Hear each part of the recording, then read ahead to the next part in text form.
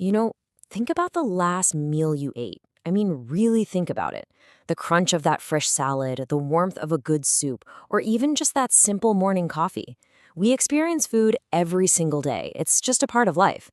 But what if I told you that behind that simple act is one of the most complex, sprawling, and frankly, technologically advanced systems on the entire planet? It's this invisible world of logistics, processing, and high stakes economics that gets that food from a farm, maybe thousands of miles away, right onto your plate. Today, we're going to pull back that curtain. Okay, let's just start with a number. And this number, it's almost hard to wrap your head around. $1.4 trillion. That's the annual sales figure for the U.S. food sector. It is an absolute economic engine, accounting for about 5% of the entire country's gross domestic product and employing 1 out of every 10 working Americans. So yeah, this isn't just an industry. It's a fundamental pillar of the national and global economy. So think about it. Every time you tap your card to pay for dinner or scan your groceries at checkout, you're feeding directly into this massive trillion-dollar system. But have you ever really wondered where that money actually goes? I mean, how does your dollar travel? How much ends up with the farmer, how much goes to the restaurant, and how much to the dozens of invisible hands in between? That's the central question we're exploring today. Let's follow your money step by step through the whole food value chain. So let's break down a single dollar to see how it's sliced and diced. And I gotta tell you, the answer is probably not what you think. It's a story that reveals who holds the power and where the value is really created in that whole journey from the farm to your fork. Okay, so check this out. The most surprising fact here is where the biggest piece of the pie goes. For every single dollar you spend on food, a staggering 32.7 cents goes to food service. That's your restaurants, your cafes, your cafeterias. Now, compare that to what the farmer receives, just 7.8 cents. Tiny, right? Food processing takes about 15 cents, and the grocery store gets about 13.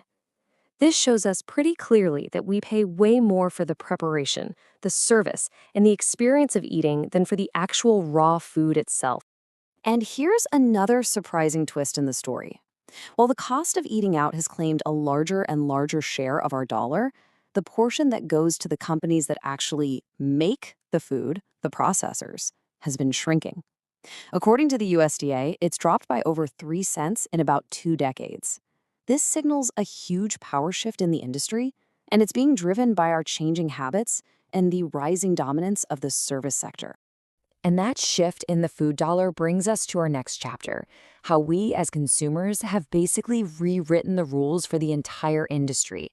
The way we eat, what we demand, and where we spend our money has created a brand new landscape that restaurants are scrambling to figure out. Now, to understand this new landscape, it kind of helps to know there are 2 parallel universes in food service. On one side, you've got commercial food service. Just think of your favorite restaurant or your local bar. Their main goal is selling food and beverage for a profit. Simple enough. But on the other side, you've got non-commercial. This is the food you get in a hospital, on an airplane, or at a corporate cafeteria. In this world, food is a support service, not the main business. And this brings us to a landmark moment in economic history. For decades, the money Americans spent on groceries to cook at home always dwarfed what they spent eating out. But then, in 2014, for the first time ever, the scales tipped. Spending on food away from home, restaurants, delivery, takeout, officially surpassed spending on food at home.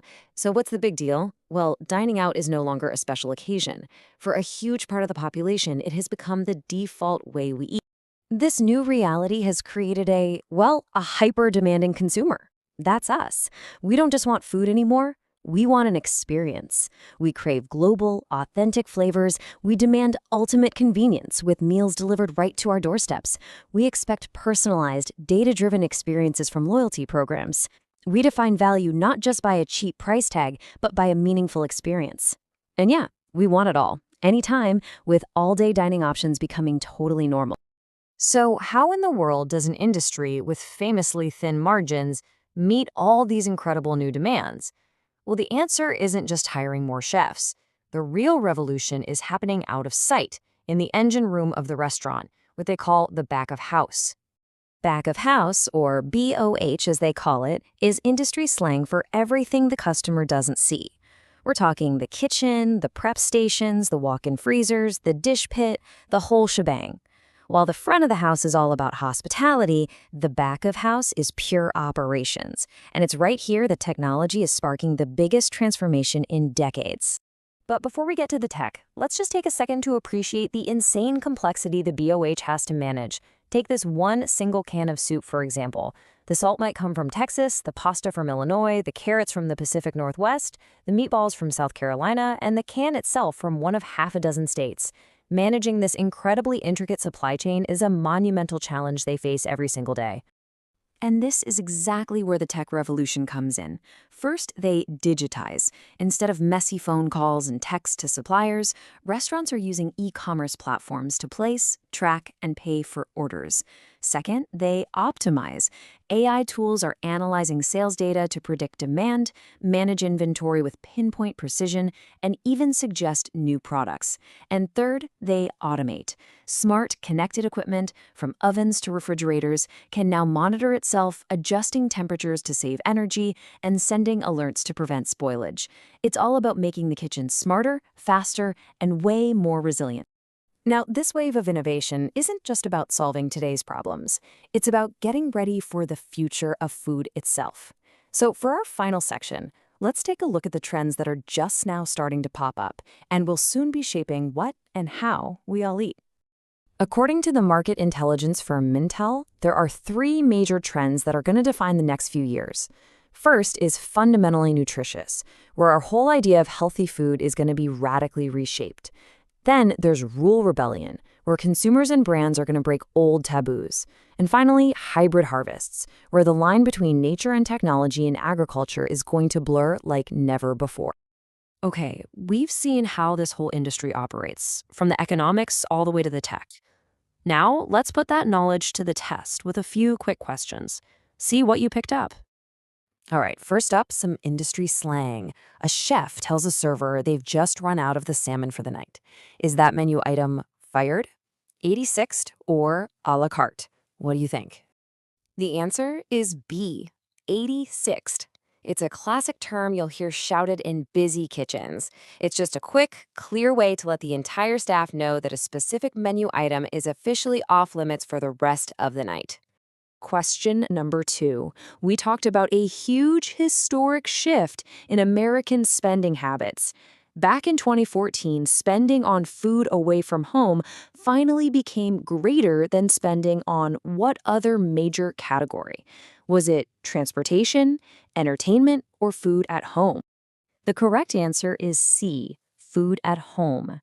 And remember, this wasn't just a statistic. It was a real cultural milestone.